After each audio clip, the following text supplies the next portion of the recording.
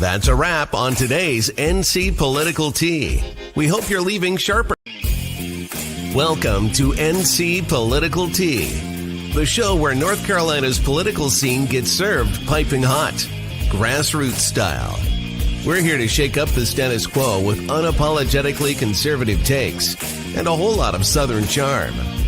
From the halls of Congress to under the dome, we're exposing the deals, the drama, and the dirt that the mainstream media won't touch. Who's fighting for your freedom? Who's selling out to the woke mob? And who's about to get roasted? No fluff, no filters, and absolutely no time for spineless politics. Just bold Republican commentary, sharp analysis, and enough sass to make the left squirm. So grab your sweet tea or something stronger, and let's dive into the hottest headlines and juiciest scandals rocking the Tar Heel state. This is NC Political Tea, where the truth always gets served. I think you guys got another reminder that guess what? We're not perfect. How's it going? Listen, there's so much going on. Who has time to be perfect? Dude, I mean, please stop Trump with the EOs. I think I'm into number 40, maybe. Keep going. Keep going. I think every time he puts one up and shows it to the press, I'm like, yeah, that's a big F you. Yeah, I know. Driving the liberals nuts. So absolutely. Yes. You should hear the spaces though, Sloan. They're so people just did not expect this much movement this quickly, and they're very impressed. Even liberals are impressed with how fast he's doing things. Well, you know, we know of a few that have been red-pilled because results, right? Results matter. One of them is Matt Van Sol, who we've had on the show. If you know, he's in our clique. He's covering Western North Carolina. Sean Hendricks is one of us, but Matt has kind of changed. He's not alone. I mean, there's a lot of people that are on the ground that are, I mean, when you're hurting and then someone says they're going to do something and does it. Well, and I think the other part is there are people that are definitely not Republicans, but they have conservative viewpoints on specific topics, specifically around children, healthcare, things like that. So, we'll take them. We'll take them. Yeah, well, absolutely. I think this is a big tent party for common sense. And as you can tell, Trump is course correcting, but also in North Carolina, we're course correcting as well up at the Council of State. So the way that North Carolina works is this. In Virginia or Florida, the governor has a lion's share of the power, right? They bring in their own education staff, they bring in their own labor commissioner, et cetera. Here it's different. We elect our labor commissioner and others. So Luke Farley is now North Department of Labor head. We've had Luke on the show. We've worked to put him in office from, very beginning. We knew him when he was a baby. Yeah, he really was like an outsider, but he took on really an establishment candidate and he beat the crap out of him. And we're so proud of him for doing it. We're very proud of him. And he said on the campaign trail, look, DEI is racism dressed up as altruism, right? And so, today he directed the Department of Human Resources for the state in the Labor Department to say no more promotions based on skin color. Imagine that. No more hiring. No more racism. Do I have that right? You're right. And I don't think he was the only one that did that today in the Council of State. He wasn't. But read his goal. His goal, imagine this, is to have the best qualified people in the best seats, whatever their skin color. So that's a novel idea.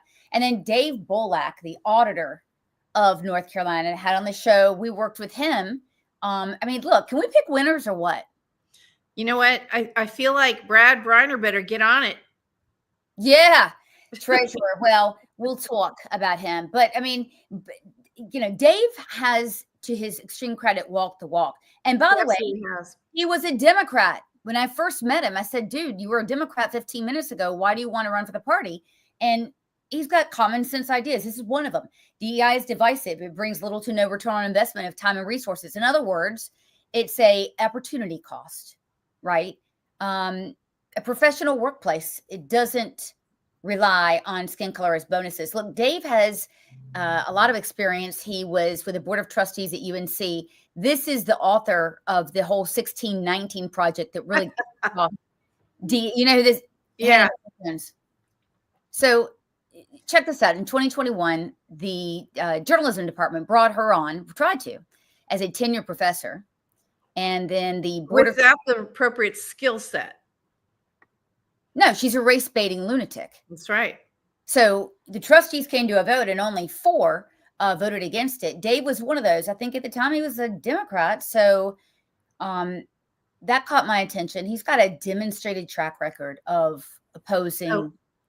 Sloan, I remember when the day you met him, you called me. Remember, you were like, listen, I really like him. I'm like, he was a Democrat. I'm not voting for him. We had a long debate about this. And you're like, I can't change your mind. And he has changed my mind. And it wasn't swayed by my friends or my professional colleagues. He personally called me and talked to me. And he has done everything he said he's going to do and then some. Yeah, it wasn't because we're friends or anything. And we don't agree on a lot of things. And you trust my judgment at all. So, of course, this made big news. And I like the way that was reported. I'm going to give credit where it's due. Some dishonest charlatans are reporting that affirmative action is being done away with. That's simply not true. So they're wordsmithing it and all. But it's just basic brass tacks. News and Observer, well done on this story. You're reporting things that has happened and heavily relying on quotes. So normally you get my wrath, but I think you did all right. I think it's funny that they call it adding to the performance up there. But you know what I've learned? I did a news story with WLOS this week, and I noticed, she was very kind and very logical in her discussions, but they will cut the tape any way they want to try to make it look like what they want it to be. Hell yeah. Are you kidding me? They would love to catch us riding dirty. If it wasn't for Cameron Hamilton, I would not have done that, but I totally love that guy. We're creatures of media. We gotta live with it, but we gotta call a spade a spade. So, this came on the heels, obviously, of Trump making a massive announcement that sends shockwaves. Yesterday, by 5 p.m. into business day, all y'all are going on paid leave. So, it comes from the top. Leadership always does, right? It comes from the top. And then also he's pushing corporate America in this way, saying that we're not going to contract with McDonnell Douglas, the big companies. The wokies, the wokey dokes. General Dynamics, et cetera. So, but again, it's in keeping with, the Civil Rights Act of 1964. I don't think a lot of I think this segment of corporate America is going to go along with it. I'd really like to see the tech segment do that, but they have really pushed themselves so far to the left. Big companies like Amazon that does cloud service for them, or Microsoft, which is Azure when you talk about cloud services, and even Google. Google does a lot of business with the federal government in cloud services. Can you see them going to a non-DEI structure? I can, because again, it's opportunity cost. Again, I mean, when you strip out all of the social stuff, it doesn't make sense. Companies you have to be tight on your focus. And so if you're focusing on too much, it's just like the government, they're focusing on drag queens instead of putting out fires. Well, I'm just going to disagree with you here because they're just going to rename it and reshape it. It'll be a new cultural, or an environment of, it's going to be all about teaming in the right environment. But I'm going to tell you on the back end, when they're looking at teams being built, they're going to make sure there's a certain amount of women, a certain amount of men, a certain amount of gays, a certain amount of blacks, whites, Hispanics, H-1Bs. I'm just telling you, I know what's going to happen. I live in the corporate world. Yeah, I know. Definitely. I mean, they're going to try to redo it. But in government, I think Trump is really putting the crackdown. Now, what happened today in response to the DEI from the top down being, theoretically evaporated? This is an interesting story. So you're looking at the first, the first branch of government that said, okay, we're going to enact these policies. Ironically, was the USDA Forest Service. In Florida and Georgia, specifically, that email came from. In Florida, well, I mean, it came from the top down. And so, because there were meetings about it, and people were concerned. And let me tell you what the forest, I had to look it up. They manage lands for multiple use, timber, et cetera, but they also are key in preventing and controlling wildfires. Yep. And they're one of the largest federal agencies in North Carolina. Oh, okay. I didn't know that. But look, I got a tip that yesterday, the Forest Service, there was a meeting. This is a meeting of all the employees nationally and all the leaders. And in the meeting, you're going to love this. The leaders of this branch, this regional branch, actually the national branch, they had a meeting that said openly that they will slow walk Trump's executive order and keep the people that are employed under DEI policy, under all their terms, et cetera. They're just going to shift them to different titles. Correct. Which is what I just told you corporate America does. Well, they just hide it. Correct. But, now hopefully they'll get fired. So I teased you guys about what I was going to do. I'm going to name names. By the way, what you're looking at is what the employees of the USDA received. Listen to me. After the meeting, right? So they have a meeting in the morning, and in the meeting they dropped the hammer and said, "Oh, okay, we're supposed to do this. We're going to do that." Then this went to all the workers and said, "Oh, and by the way, if any of your bosses want to play a little shell game with the DEI employees and the terms, here's a hotline that you can call and report them."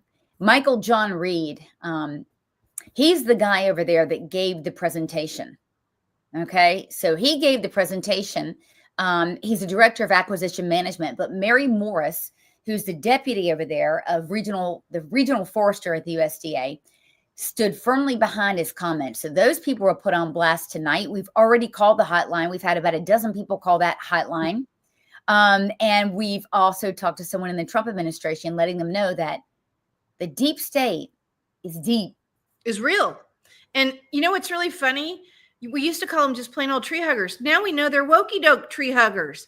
They are not going to they're not true American patriots that want to do the right thing. They're resistant in a different way. And they've invaded every part of our government. This is a really big deal for me, Sloan. My family grew up in the lumber business. I don't know if you know that. My grandfather owned the largest certified lumber mill in Western North Carolina.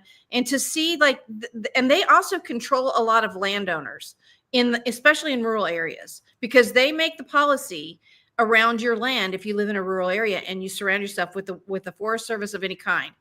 So to know that they're really resisting like this, especially in areas like where I live, where it's very rural and we're very red, it's not going to go over well. No, it's not going to go over well at all, especially knowing that they control wildfires, right? Or the prevention of and the curation of the forest. So, yeah, I think that's going to go over probably like a lead balloon. And so we're looking for stuff. So I'm in keeping with the woods. You know me, I don't camp. You're a glamper. I'm a glamper. So but Camping World. Listen, those guys have been so good to Western North Carolina. They've given up. They're right. So good. But they're not. I mean, they are good, but what's going on is not. Let me tell you what's going on. In Greenville, I don't know if you've seen Camping World, but most of them have a big ass flag, you guys. Okay. So when you're driving, I think it's on 77 heading into Charlotte or 40 heading into Winston, you'll see their trademark is a huge flag. Well, listen, last week, the woke town council in Greenville, this is where ECU is, Greenville and Pitt County, North Carolina, they said, no, you can't do that. You've got to take your flag down. And they've survived. Camping World has survived things like that before. But the Marcus Lemonis, he does a CNBC show. He's an entrepreneur. He's just a serial. Very generous guy to Western North Carolina. We love him right now. He is. I mean, I think he was very anti-Trump and said a lot of stupid stuff like several years ago about Trump supporters, actually. However, what he said is, I'm suing. The flag's not coming down, and you can stuff it. It's amazing how people's attitude changes when they get a little freedom and you own a business. And you actually are the one who's being so generous with your campers in Western North Carolina because the government isn't doing their job. Yes, I think it's a good thing that we're going to give people an opportunity to be wrong and to learn, right? That's fine. Accept failure and own it. Yes, exactly. So keeping on this North Carolina theme, and in particular in Cherokee. So tell us about Cherokee Indians and where you live? Oh, well, I live in Cherokee County, which is the furthest county. We call it where North Carolina begins because we touch Georgia and Tennessee within 15 You're 6 miles. hours from me, right? Oh, I think a little longer, in my car, because but yes. But so here, the Cherokee Nation, they're not called the Cherokee Nation. They're called the Eastern Band of Cherokee Indians. The Cherokee Nation is actually in Oklahoma. Their biggest contingent or biggest concern has been their spot in our state and how they are recognized and how they interact in government. And they're not so happy tonight because Trump followed through on a promise. Right. So here's what happened. By the way, we also have Lumbee Indians, and this is in our eastern North Carolina part. But let me show you in the executive orders. It came to us as a shock for me. Let me show you what happened. Encouraging departments and agencies in your government, including the Department of the Interior, to promote federal recognition of the Lumbee tribe of North Carolina. I love the Lumbee tribe. So this is their first big step, right? This would be a huge step for them. Yeah, they were with me all the way. They were great. North Carolina, Lumbee tribe.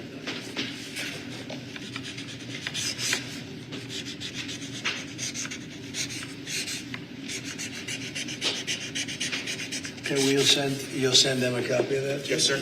They were great. I love that he does this. Okay. So, I'm coming at it from a different angle because I am very more to say. Well, I'm very good friends with, look, part of my family is part Cherokee. I don't know how far, several generations, but I mean, I know. And by the way, if you're from North Carolina, a lot of folks, maybe are, right?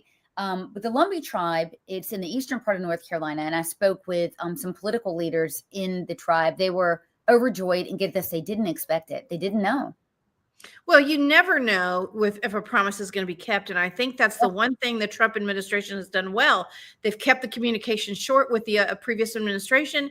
They probably had all their initial orders on a stack of to check off. And this is one of them. And they're just going to continue every day to help us win.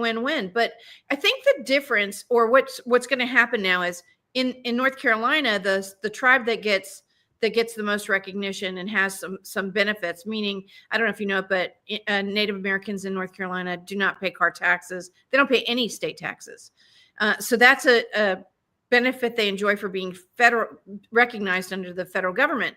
The other thing is they own a lot of casinos, not just in North Carolina. We have one here in my town, and there's one, of course, in Cherokee, but they also own one across the way. They own a Buc-ee's, where the Buc-ee's is over in Sevierville.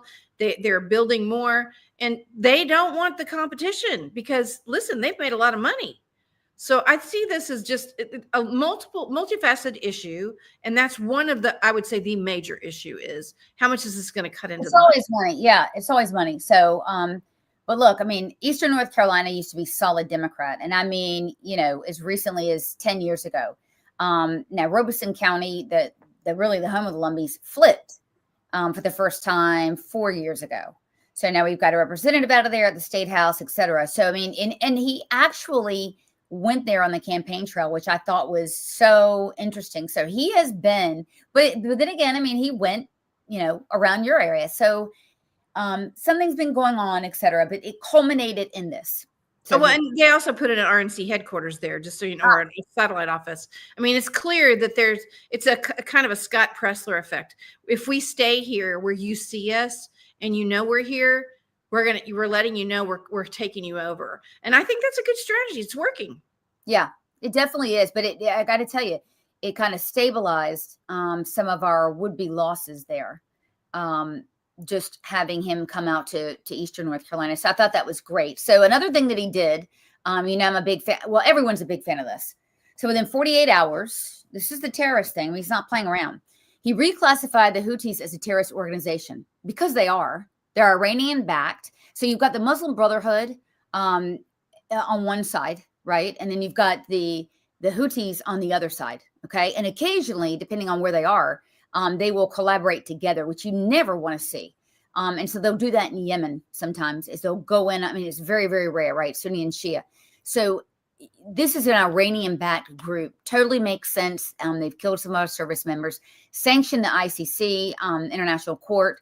When you are charging Israel with war crimes, which is outrageous, right? And you're not. I'm pro all of these moves. You're not. I mean, there's genocides going on in state-sponsored genocides in other places, women's rights, etc. Okay. The deportation, I'm going to talk to you in a minute on this. That's your favorite, I bet you. Dude, I'm loving it. I've been working on this project since October 7th, and it's coming to a fruition here. So loads of restrictions on sending weapons to Israel. I mean, here's the thing, and a lot of people say this. I just want to get this out. Oh, we don't want to pay for Israel's war. Largely, Israel wants to be left alone. And they want to pay their own way. They're not asking for anything free. But hear me out. So the first thing that Biden did when he came into office, I didn't research it, I apologize, but gave, millions and millions of dollars to the Palestinian Authority, right? Who was the governmental agency, theoretically administrative agency of Gaza. Did that not once, not twice, but 3 times, and then funded Iran. So this is what I say to you. I don't want war. I don't want to pay for war, blah, blah, blah. We paid probably $2 billion. Don't forget that he's giving money to the Taliban too. Okay, but I'm talking about the region. I know. Just hear me out. So you're funding Gaza, you're funding Iran, you're funding the hell out of them, and then they attack Americans. Americans are being held. They were killed. So they're attacking our own people. So when we're talking about Israel, do they need help in defending themselves? I mean, they need to be left alone, but sure they need munitions, but it is a small penance compared to what has already been spent. Correct. And they're not asking for a handout. They're not. Yeah. They're saying, let us purchase what we need and don't restrict us to specific types of weapons. Correct. And we know why they've done it. I mean, the whole thing. So part of that, okay, I don't know if you guys can see this, but I'm trying to make it bigger. Part of that, you guys, is deporting Hamas supporters. And I'm happy to report that I have facilitated the deportation or the evaluation of a couple hundred students and professors, and will continue to do so. And you may say, which some, I think, people have done in bad faith today, Margot, well, what about free speech? What about free speech? Well, let me explain. You're not American. You don't get the same right I do. That's especially when you're trying to incite death and violence on American citizens. Right. So there's a statute called criminal code, U.S. criminal code, called material support for terrorism. And it means if you have any foreign connections, which we already know if they're here on a J2 or an F1 visa, they do, right? And you espouse, and it's very clear in that EO, taking over the government, people chanting, "We are Hamas" at UNC. Something tells me she's not going to be here in a couple weeks. But anyway, you're supporting a foreign terrorist. That's not free speech. This is so exciting for North Carolina, but it's exciting for the country. What we've witnessed at Columbia University, at Emory University, at Yale, and some of the other. I'm missing Harvard, my alma mater, New York, insane. NYU. I mean, there's been a lot of them. In fact, yeah. I mean, even in some of the red states. I talked to a colleague of mine today, and he's like, "Oh, well, we don't need to worry about the red states on the campus." I'm like, I'm living in one. I mean, we've been going through this. And so you and I talk a lot about America first, North Carolinians first. I want to get a handle on how many foreign students, because I'm telling you, I walk down at UNC and it occasionally looks like damn Mogadishu, not lying. Well, how many our North Carolinians cannot either get an education or they're disrupted and targeted? Well, and it's interesting because, there's a very select few that get into UNC. They have a pretty high bar to get into. But why should a student in North Carolina be left out for someone that's not a North Carolinian, not an American, and doesn't plan on staying here, even though they'll act like they are so they can vote? Right. Yeah. I mean, look, this isn't about free speech. This isn't about me being an Israeli spy. This isn't about me controlling the banks or Hollywood or anything like that. It's actually about the law. It's there for a reason, and let's follow it. And I like to follow it. So and I hope they get a tip line. I hope they put a tip line out, because I think there are a lot more professors out there in some of these universities that would gladly come to me. Well, yeah. And listen, Sloan, it isn't just, endemic in North Carolina. Georgia Tech, one of the premier institutions for engineering in the South. That is a huge issue over there. It's not that far from me, but it's a huge issue at Emory University. We know for a fact there are terrorist professors at Emory. Yeah. It's subversion of the government. If people, libertarians, et cetera, arguing in good faith, and I'll argue all day, but if you want to troll me, by the way, you may get blown up, figuratively speaking. Anyway, I'd love to see this today. J.D. Vance was at an event, love the guy, and he's wearing a hostage necklace. And he said, I'd like to stop saying bring them home, because that implies that Israel is on the hook to enact something, and let them go. Remember, we have 7 Americans over there. I believe 3 are alive. 1 is from North Carolina. Keith Siegel. Since when have we been numb to Americans being killed and held hostage? Never. But it's been buried in the news. How much have you heard about it? Until you saw at the Trump, I don't want to call it a rally, but I guess you will, at the parade, until you saw those families, how many times have you seen them? Maybe once. I think we saw one of the moms. Well, you have, right, on the larger national scale, not many times. And the only one convention, correct. And I think there was one at was there one at the Democratic convention too? I think listen, yes, that's all I'm going to say. Yes, that's the last time I saw them, until they were on the parade stage. And I think that's a sad statement. It's a long time. And we really haven't, it's not like when, we put yellow ribbons up for people to go to war. We don't do those things. Correct. Yeah. That's the whole thing. What is life and the value and dignity of life? It really in the past 20 years, obviously, but it particularly in the last 4, there's no God, because you can be man or woman, whatever. There's no, right. So what is life even worth? No, but listen, Sloan, they're still Americans, and we always take care of Americans. I'm old enough to remember when the Iran, when the Iran hostages happened. There was, we talked about the Americans. They never humanized these people as Americans, and that really bothers me.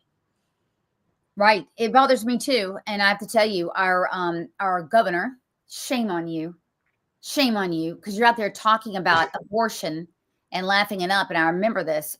He was running for, I think he was running for governor at the time, when an American was shot in the back of the head as part of the hostages being murdered. That was Pollock. And that was, I think, towards the end of the campaign. Never acknowledged it, because people might know he's a Jew and not vote for him. Because if you're a Democrat in this state, that'll work against you. I don't think it should matter, but, Republicans don't care about that stuff. Well, the Democrats very much do. Ideology. I'm getting verklempt here. And so to that end, we have a lot to talk about. We have a little bit more to get upset about. Actually, anytime Tom Tillis, we should have a drinking game and do shots.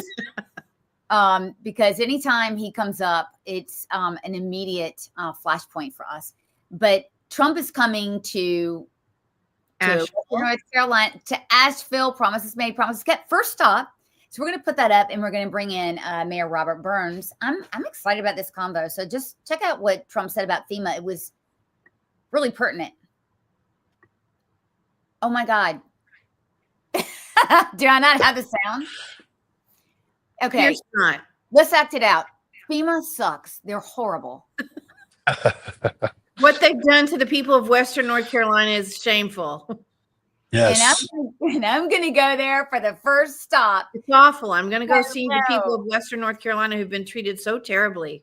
Yeah. Hello, Mayor Burns. Hey, guys. Monroe, Union County representing. That's right. Thank y'all for having me. Absolutely. I mean, you are on fire on X. I mean, you are very soft-spoken. So are you going to Maybe be a little here bit. tomorrow? Are you coming to Asheville tomorrow? Oh man, I can't. As a matter of fact, if I have to stop and get a little bit of water, forgive me, because my family and I, we are recovering from the flu since Sunday. So it's hit us hard. So And the whole yeah. family gets it. The whole Yeah, the whole family. When it comes here, it hits us hard. We've had the stomach bug before and everything, and we're a close family, and so it's hit us. And I'm actually on the recuperating end, but back and forth. So I wish I could actually be there in Asheville and welcome President Trump and be there with him. And I'm extremely excited that man, what? 2 days in, 3 days in. I mean, even like in his acceptance speech, he is literally talking about North Carolina. Where has Biden been? Right? This previous administration they were going, there's no more money for North Carolina, or you get $750. And here we are, Trump, he is already running straight for the people that need help. So yeah, I'm excited about that. And the people of West North Carolina are very deserving of real help and not playing politics like Mr. Stein is doing already. It's just a shame what's going on. So I'm glad the president is coming. Yes. Well, yeah, I wanted to point that out that, while I didn't want to trigger that. Wait a minute. I get triggered when you start showing Tillis too. So. It's like Clockwork Orange, like literally triggering. So why? My gosh! While this is happening, and literally for the last several days, this is when people were suffering, and they didn't know whether or not they would be able to have a house or have a roof over their head. He's out here doing a pro-abortion rally. He's out here glad-handing abortion. The man's obsessed with abortion. So today he put this up. This is under the president focused, right? Extending the vouchers, etc. He's signing a declaration for reproductive freedom for women in North Carolina. Yeah. What does that mean? Well, I mean, what an absolute shame. There are so many more things that the people of North Carolina are concerned about and worried about right now. For a long time, I mean, we have been, I've been to Western North Carolina, but I don't live up there like, Margo, you do, or seen, these patriots like Matt Van Swol and, Hendricks and Sean, I mean, so many people are up there doing such incredible work, and they're concerned about where they're going to sleep at night, and are Estema going to give them an extension? And you have this clown of a governor literally worried more about this one thing that he, every 4 years, this is what the Democrats do, because they know that we are pro-life. We are very much pro-life. I mean, the definitions might be different in the Republican Party, but that's what they do. And he's running with this message of, oh, we care about the health of women. No, you don't. No, you don't. You don't care about that because what? Yeah. What about the women in Western North Carolina? That's exactly what I was going to say. Yeah. What about the women in West North Carolina who, they don't know how they're going to take care of their families and their babies, how they're going to feed them tomorrow. You don't care about the health of women. And this is propane to keep them hot, warm. There you go. Yeah. And by the way, like, what about the women in that could have been leaders and vocal leaders, CEOs and doctors and contributing members back to society, the millions that have been killed out of the womb in the womb. I could go on for days. And so for him to post something like this is just insensitive and it's ridiculous. He can't read the room. No, I mean, he can't. And it's performative because it's already been settled. He can't do anything. It's a federal law. Right. I mean, I should say the state has already made the law. Look, he's not a legislator. So the governor is not a legislator here in North Carolina. Right. Mm-hmm. And the law's been legislated. He can't do anything about it. So you're absolutely right. He's going out there. But again, it's crazy. But getting back to Western North Carolina and what happened with Helene, I'll tell you this. one of the things that really triggered us is early on is that Tillis, Chuck Edwards, who is the U.S. congressman up there, joined in with the Harris administration during the campaign, by the way, to decry, brace yourself, to decry misinformation. He said, by damn, we're going to make sure there's no information. And FEMA's doing a fine job. What he said. So here's what Trump today, this is such a contrast. Okay, you guys, I mean, this is, it really was stuck in my head. He was at the World Economic, wasn't in Davos, he was in DC, but he spoke at the World Economic Forum. I mean, heads exploded, but here was the best part. Look at the contrast. On day one, I signed an executive order to stop all government censorship. No longer will our government label the speech of our own citizens as misinformation or disinformation, which are the favorite words of censors and those who wish to stop the free exchange of ideas and, frankly, progress. Take that, Tom Tillis. That was right.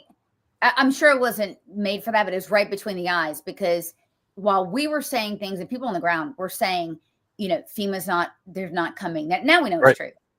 It's funny because I went and visited Green Mountain, North Carolina, and I had actually gotten there about 60 minutes, believe it or not, 60 minutes after 60 Minutes actually showed up in Green Mountain, North Carolina. And it was fascinating because those individuals, they were fired up. And I think I've told y'all this before. I don't just, I'm a mayor that's in the middle of North Carolina outside of Charlotte. Okay. And I show up over to these people, and they're like upset about something. And one of the people in the group told a couple of the locals that I was a local mayor. And so, it took a moment or two for them to kind of adjust and, want to even talk to me. But I was there. We were moving boxes and all this other stuff because I wasn't there for any of that. And then one of the guys opened up to me and why he was so frustrated. And this is from him. I actually did a video about it because I was like, do you mind if we put this on X and if we put this out on YouTube? And I got labeled a misinformationist and all this stuff, even from the crazies that are, that can't get over me even here in Monroe. And from his own mouth, he said that 60 Minutes showed up. Okay. And along with them was a representative from FEMA, because it was a spot in how FEMA was doing really well and how they were, and they hadn't seen them. It had been 23 days since Helene hit.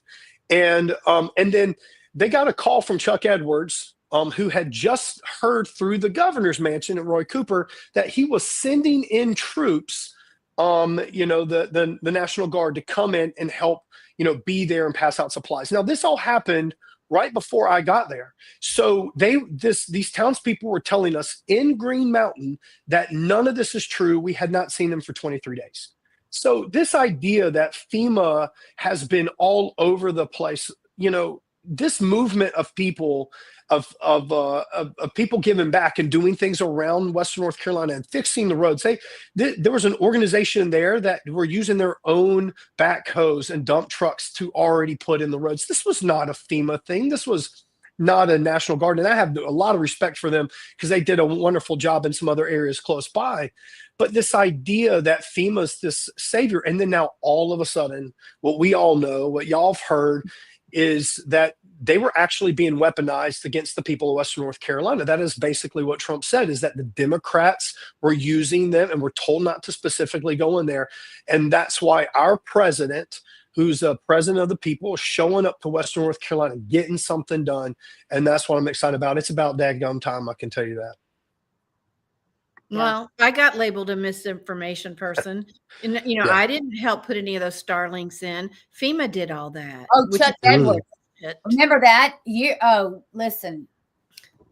She's about to damn. Because we work hard. He made a mocking post that, oh, no, this is disinformation. I felt like it was aimed right at you, Margo. I'm not going to lie. Yeah. I think it was really aimed at Nick Sorter because he did the manual work on the ground. And all I did was I didn't do the work on the ground. I did the coordination with all the people, because one of the good things about being in the Republican Party at the district level is you keep everybody's phone number when you run. So I knew everybody in every county to call and say, who do I get a hold of to put these Starlinks in? Yeah. Yeah. No, again, And what happened?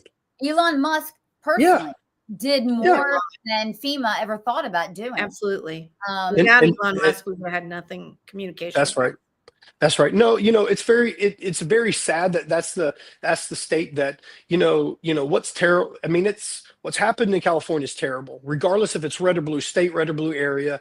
Helene didn't ask what party you're affiliated with, didn't ask what religion you are, what sex you are, and anything else. But yet that's the social policies of the previous administration. And it's refreshing for that to not happen. And then to talk about Tillis, because I know that's part of this. This guy can get me.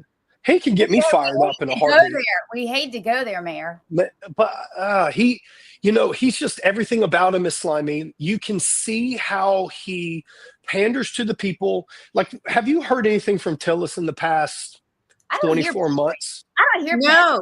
I hear him.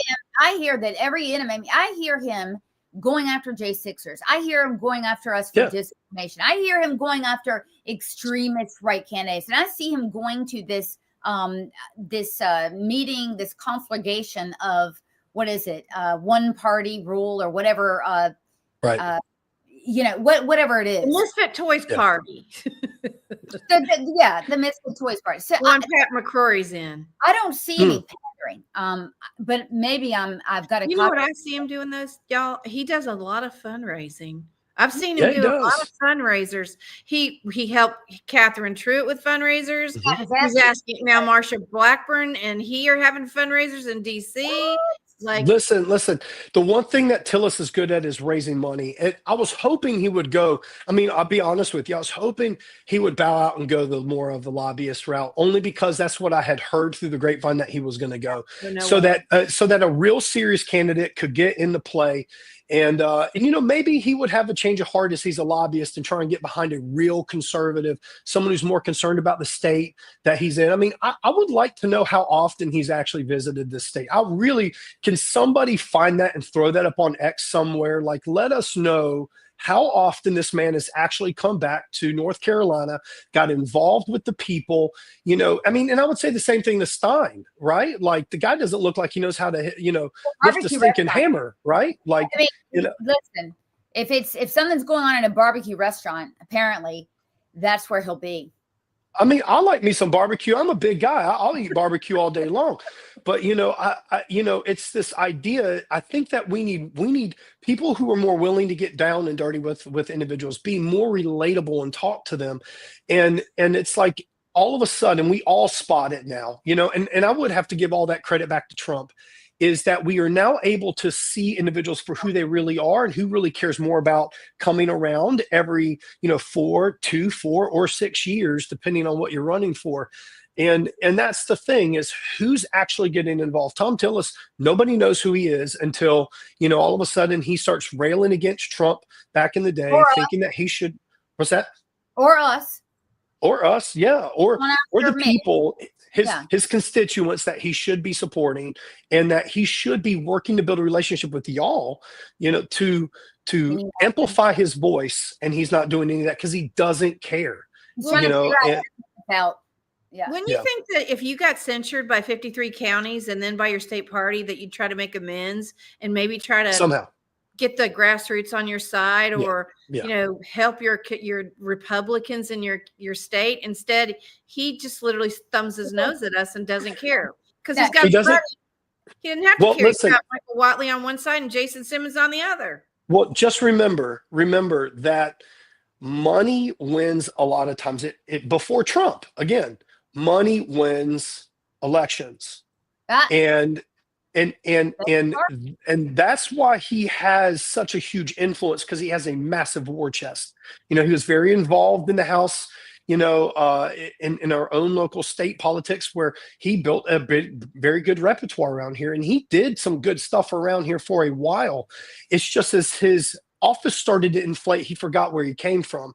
And so now we're getting to this point where You have Tillis. He's forgotten, like I said, where he's come from, but he doesn't care. He thinks that the ad buys and those types of things. But it's the same thing with my local mayoral race. Okay, I was counted out for a long time up until about a month in because I didn't have a massive war chest. What's starting to happen is the social media influence, which I'm focusing a lot of efforts on myself.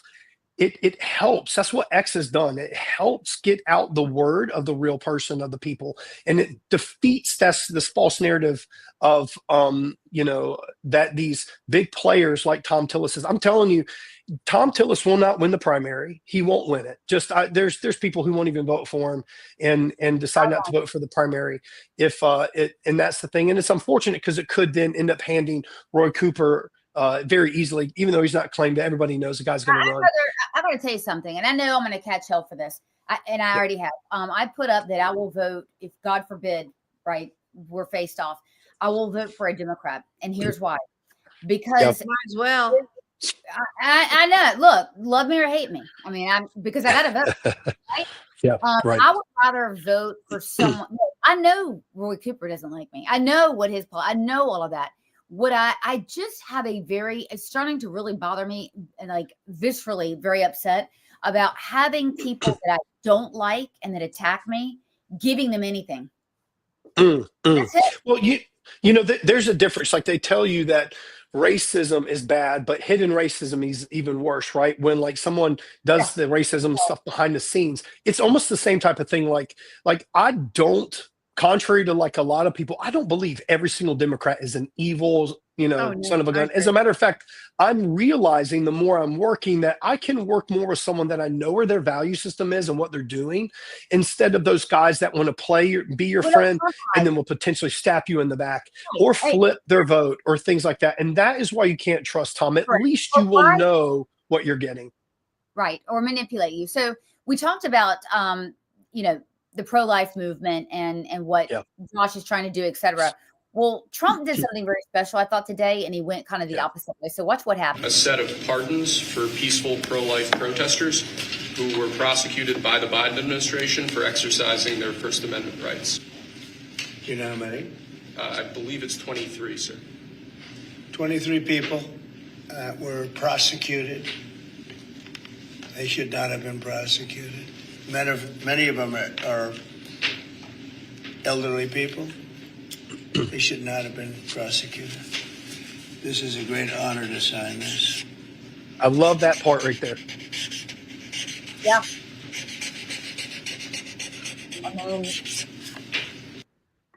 I love that part when he says that. This is a great honor to sign this. Yeah, I mean, this is one. So I put this post up. This was during the protests that were in DC, the flag burning, and the girl on the right, whoopsie, the girl on the right, whoopsie, sorry, I really messed that up. Dang it. Okay, we're not Francis Ford Coppola around here, but the white girl had just, took the Liberty Bell and just tagged the hell out of it with like black spray paint, F America, all this stuff. There was no real concerted effort to find her. No, of course not. And Beverly Beatty Williams, mother of two, beautiful woman. Beautiful woman. Kind heart too, by the way. Framed. Republican. Republican. That's the key. Conservative, even. Let's just say even that, right? Yeah. She then gets put away, and it's atrocious what's happened. And I've said it time and time again, never, ever, if you're listening to me, watching this, never be virtue signaled by a Democrat, by a liberal. Never, because they're concerned, and they'll talk about mothers, and they'll talk about all and then now you have a woman who the crimes don't even is a mother. Exactly. She's raising her children, and she's carted away because what is she doing? She's standing in the gap for the least of these.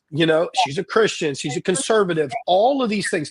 You can label them as what you want, but when you have an opportunity, like was it today or yesterday also for the Senate the Senate was trying to pass a bill that if there was an abortion and some like a child were to survive, that The Born Yeah, the Alive. Born Alive bill, that you would take care of that child, because now it lived. Like Gianna Jensen is one of those people where that happened as a botched abortion.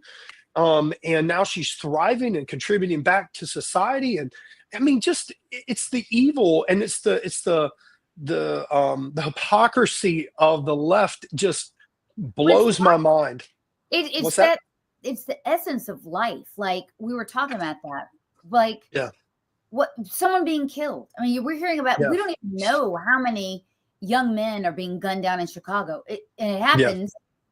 You know what? 7 in a weekend, or we're not. What the value of life has diminished under Democrat rule.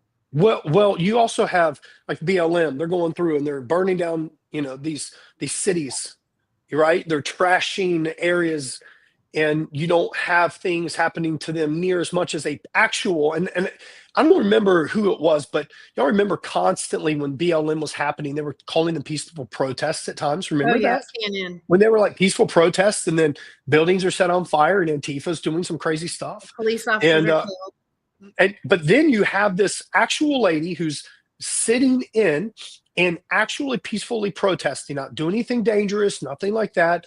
And I know that there's a law that prevents that stuff, but she was doing it based on her faith and what she was trying to beg for these, women not to kill their babies. And she's like, prosecuted to the fullest. It is shameful and ridiculous. And I think some of it's disputed, how close she was to the clinic, et cetera. So we're not advocating for, we want law and order. Absolutely. Talking about is selective prosecution, and that what it does, I think, to the psyche of all of us is we're willing to say, and I'm just going to admit it, I'm sort of like, look, an eye for an eye. In other words, if they're selecting prosecution, then well, right? I mean, and to that end, now you see the judges that sentenced the J6ers coming out saying how bad it is they got pardoned. That is really egregious to see a judge put that in writing, because it clearly shows their political intent. Yes. Yeah. Again, y'all, if you've never been to a pro-life, movement, event, most of them, not all people, by the way. Okay. Some are very vile, even backwards. And, and I'm not okay. That's not how you don't fight hate with hate. You know what I mean? You can't do that. But when you go there and you see, for the most part, organizations that my wife and our family, what we're part of is an organization here called Love Life here in Charlotte, North Carolina, is where it started, and how they care for the moms. And here's the thing, and I'm gonna make this very clear. This is what Josh Stein wants to do. He wants to demonize the people that are pro-life. And here's what I'd say. For so long, many of us, you'll see videos and blaming the woman and fussing at the ladies and this type of stuff. And here's what I'll tell you. I don't know what that woman has gone through. I don't know what life that she's living in, and I don't condemn her by any stretch of imagination if she's had an abortion. What they're not told, though, is the deep psychological issues that come after that and the hurt that attaches to them for the rest of their life. Men look back on this, and some of them don't know, right, Mayor? Some of them don't know, and some of them, 5 years from now go, oh, my Lord, what have I encouraged or sanctioned? That's right. And it follows the men too, and there's so many other things that we can do as a society where, we can make adoption a lot easier. That's why don't we start focusing on those things? Why don't we start focusing on programs that help the recuperation of these mothers, and stop fussing at them and yelling at them when they had that? Like, I don't want them to do that. I don't want them. I'm very pro-life. I believe that life begins at conception, but at the same time, I'm not in that woman's shoes, and we need to stop yelling at them, and we need to put our arms around them and love on them and tell them that, listen, we're here to help you. And that's the type of pro-life movement that I can get behind. We've been fostering that. I mean, the Republicans in the legislature are funding 501c3s that do just that. And I think we're being realistic, and we're focusing on that. I mean, I think we need to do that. It's a timely conversation, considering tomorrow's the pro-life march in Washington. March for Life. Yes. March for Life. 23. Yeah. I'm surprised. JD Vance is going to speak at it too. Well, and see, normally Trump does that. So he's going to forego going to that to come to Western North Carolina.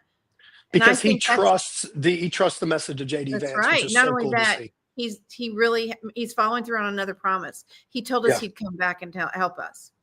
Amen. So, Amen. yeah, I mean, we've talked a lot here about just, radicals, and they start in the school.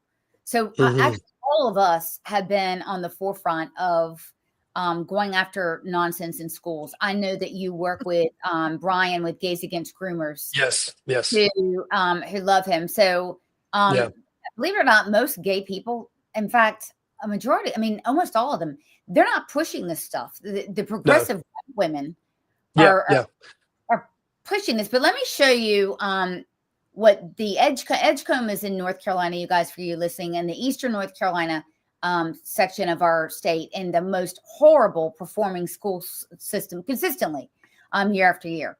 So after Trump's victory, this jackass, who is a principal, I've teed off on him before, I'll continue to do so, wrote this. We love you so much. It's been a tough week. And what's this BS?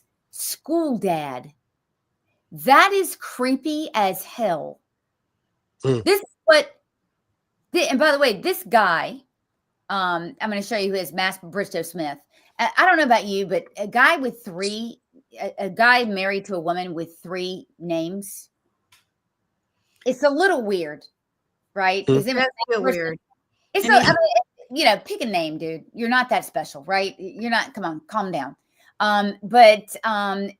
So this is who he is. He's principal of the year. I can tell you, anyone that's teacher of the year, principal of the year in North Carolina, they're leftist to the core. And this guy is calling himself a school dad. Now, how would you feel, Mayor, if somebody called themselves a school dad and is putting that stuff out and serving it up to your kids? I have a lot of mixed feelings about that. And I'm just going to go in and make a shameless plug for homeschool right then and there. Okay. I don't, right? Like, we homeschool because of school dads. How about that? Let's make a tag. I'll put it on my next shirts for my next campaign. We homeschool because of school dads. What is school dad? Is this a common parlance, or is this pedo? Sounds like a pedo move. It sounds like, thank you. It sounds like a pedophile. Here's what he would say. I'm going to tell you what he's going to say, because I don't like playing devil's advocate. He's going to say, well, he wants to make everybody feel welcome, and he feels like being the the person who's in charge and looking after your children's well-being and all this type of stuff. Here's the problem with that. Daddy, Mayor Burns. Yeah. Oh, hell. No.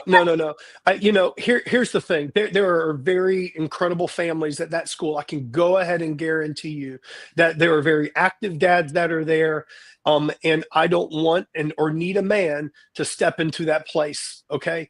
Maybe as a protector, just, what, here's what he should do. He should focus more on the education of the children and the overall safety, and just leave it at that. He doesn't need to worry about being a school dad. Yeah. Mayor, if this were a school that was even average performing, okay, it's a poverty-stricken area. If it were even average performing, you would say, okay. and in fact, maybe he's got a little bit of bona fides to go in there. The school's in shambles. It's doing absolutely terribly. And he's talking about other people's kids. I don't know. For once you go woke, you go broke, right? Like, it's fascinating, because this is where this is where we're at nowadays. Listen to me, and to be very clear, one of the things that I'm trying to do right now in the city of Monroe, we brought up an idea of, and it's something that I introduced, is that we should look at offering incentives to people who teach in our schools, and who, and teach in Monroe in our schools, and also who live in Monroe as well at the same time. Now, here's the thing. I know that there's some legal implications and stuff you have to worry about, but we're not looking for grant money or anything like that. Monroe, actually, we own our own utilities.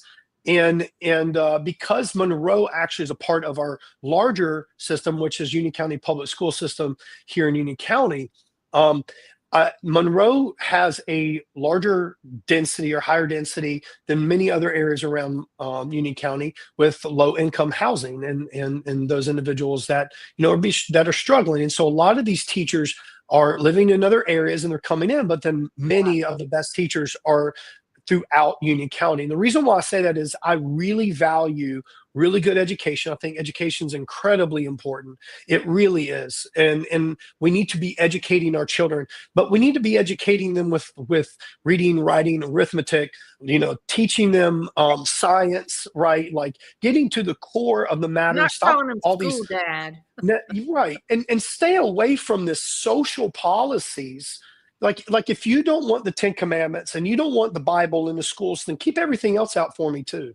Right. I mean, let's talk about America and values and history and things like that. We don't need a school dad, maybe a room mom. We've all had room moms before. I was in a public school system, and but a school dad and this guy who, I don't know much about him, so I don't want to rail on him too much there, Sloan. I know that no, open fire, because I'm telling you, he's been on the state school board. The guy cried. So it's a big crier. Okay, and sounds like a winner. Yeah.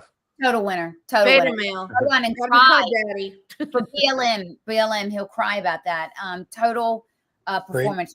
I've been coming after him for 4 years, but and that's probably my bias, and that's why I put it up there, expecting you guys to know. But if you were to pull the pin out of the hand grenade, so to say, and go after him, you'd be well within your rights, because he does stuff like this all the time. And again, I think Gary perfectly said it. It's the government is your daddy. That is the real underpinning of all of this. In fact, the undergirding of the internal motivations and the drivers of Democrats is we want government to be the daddy. And oh, by the way, we want to be in charge of the government because we want to have the lion's share of control over your life. Yeah. Now, if you start talking about on that, and Kamala said multiple times last year about how they're our children. No, they're not. They're my kids, right? And if you start talking about that, you're gonna, again, I can get fired up about that. And if that's his perspective, again, I don't know him too much, but just commenting on the fact of being school dad, I think that there's a sense of not really manliness that sounds like it comes from this guy. But at the same time, you don't need a school dad. I'm sure they're very capable men in that area. But again, we don't need the government. Show them what's up. Hey, but well, I'll say this: we need the government to just be the government. How about do his job and educate the kids? That's what the schools are made for. It's not. It's not a crying circle of men in the woods screaming about Trump winning or losing. So, but anyway, this is a great conversation. I'm excited for tomorrow. Trump's coming in. Margot, you're going. Maybe. I'm trying to make her go. Yeah, you should, Margot. You should. Well, I just don't know if I can. I have a lot to do. It was very unexpected that I was invited. So we'll just see how it works out. I got to get the dog sitter. I don't stop, Sloan. 2025 is about saying yes. It's about saying yes. Throw caution to the wind and do it. Yeah. Right? And I would just say, he probably, if he does watch this, thank you, Mr. President, for coming here and to show that you care for the people of Western North Carolina. That's and right. We are really, really grateful for you and all that you're doing already. Already in 3 days, 4 days now, we're and the fact that you would be here and care and love on our people means the world to all of us. And promises made, promises kept. That's all you got to say. That's the most important thing right there. Yeah. We may have a terrible governor, awful, god awful. But anyway, I digress. He will be governor after his first term. It's one term Stein. That's what we're going to start hashtagging. One term Stein. I'm ready. So thank you very much for coming on. Love having you on, by the way. Hope you feel better. Yeah, I appreciate that, and thank y'all for having me. I'm feeling great, and anytime you start talking about this stuff, it's like your adrenaline starts pumping, and I feel wonderful now. I can tell you that. We share that the same triggers, the same. Yes. Very much. So next week we're going to have on a specialist, an expert actually that tracks down Muslim Brotherhood throughout the government, and throughout and on campus. And so her name is Angela Vanderplum. So if you Wow. give her a follow on Twitter, she's going to be amazing. I'll do it. Okay. Annette Albright. Oh, great. Ooh. Annette's going to be on. I love seeing her. Mayor, do you know All Annette right. from Charlotte? No, I've heard of her though. I've heard a lot of good things about her, though, but I don't know her personally. Dynamo, Black woman, was a teacher and was assaulted at school, sadly. But now she has been red pilled. She spoke at the convention. Donald Trump had her speak. She's worked with Trump Love before. it. She's a great school safety advocate. So we're going to have her on here. And it's wonderful. You know, it's so funny because she's Black and they call her a racist.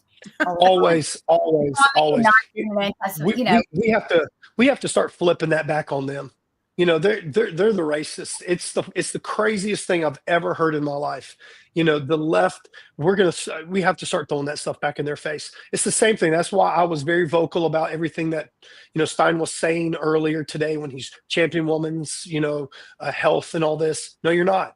No, you don't care about women's health, or you would be worried about WNC, as Margo said earlier, too. So flip it back on them. They're the racists. Like, don't try and confine people based off of skin color, right? Is that not what Martin Luther King said? Isn't that not what he just said? Yeah. Right? And he was an American legend, of course, disputed. Some people, you know, whatever. But look, the man led a movement. So, yeah, he did. We'll be talking about this color in a couple weeks. Good. Because those files are coming out. Yeah. Yes. Well, oh my gosh. Let's see. That's a good one too. So much work to do, guys. I mean, I'm winning. Listen. Can we talk real fast about what it's going to take to flip the state? Well, or y'all got other things? What you doing? Well, we go for it. All I wanted to say was multiple people are asking, because I'm trying to help lead this and push this along with you guys in flipping the state. And what we have to do is get really focused on a local level.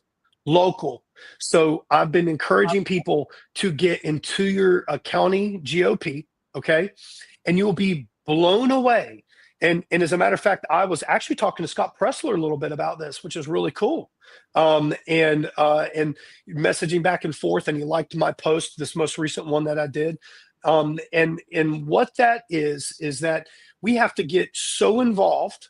Okay. It's really not hard though, and don't want to scare anybody away, but you would be amazed at the lack of precinct chairs that we hold in every single county across this entire state. And this is what Scott focused on in Pennsylvania. Okay. Because at a very local level, a precinct chair is the person who all the information from the GOP comes in, and then they go out and they pass out information. They knock on doors. If you're not good at knocking on doors, you can actually get friends to go with you to go knock on doors. But here's the really cool thing. What a precinct chair actually has the ability to do is endorse candidates, not during the primary, but after. Okay. So they can endorse a candidate. That's number one. Number two, then they get to vote on the district chair. Okay.